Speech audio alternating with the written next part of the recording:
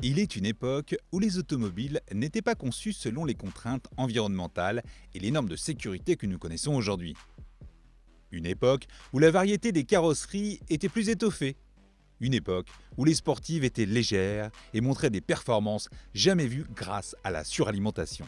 Ces autos génèrent aujourd'hui un véritable engouement auprès des passionnés d'automobiles à sensation, au point d'avoir créé un nouveau segment qui leur est dédié, les Youngtimers.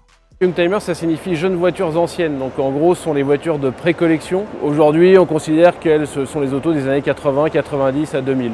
Quelle que soit l'époque, une auto plaisir demande toujours un certain budget. La jeunesse, qui a bavé devant ces Youngtimers dans les années 70-80, fait aujourd'hui partie des actifs dont le pouvoir d'achat permet enfin de transformer le rêve en réalité. Les Youngtimers, forcément des occasions maintenant, sont en effet devenus particulièrement accessibles tout en ayant conservé du potentiel pour de la plus-value. Pour 1000-1500 euros, on peut commencer à avoir une auto un peu sympa, décalée pour rouler. Maintenant, si on prend l'exemple de la Youngtimer la plus mythique en France aujourd'hui, c'est la Peugeot 205 GTI, ça valait 100 000 francs à l'époque et aujourd'hui une très belle ça vaut autour de 15 000 euros, donc on est quasiment revenu au prix que ça valait à l'époque. Les Renault ont particulièrement la cote également, les modèles turbo notamment, héritiers directs du pari gagnant du constructeur aux losanges lorsqu'il a apporté la suralimentation en Formule 1 en 1977.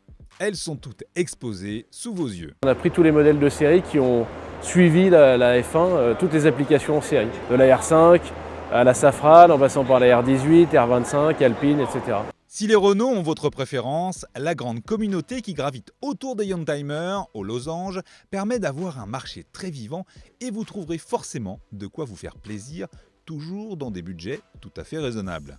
Alors si on prend le cas d'une Renault Super 5 GT Turbo, aujourd'hui c'est une auto qu'on peut trouver entre 9 et 15 000 euros en fonction de l'état ou s'il s'agit d'une série limitée. Si on parle d'une Renault 21 2 litres turbo, aujourd'hui pour en avoir une belle, il faut compter minimum 7 000 euros et ça peut monter jusqu'à 9-10 000 euros pour une voiture en état concours.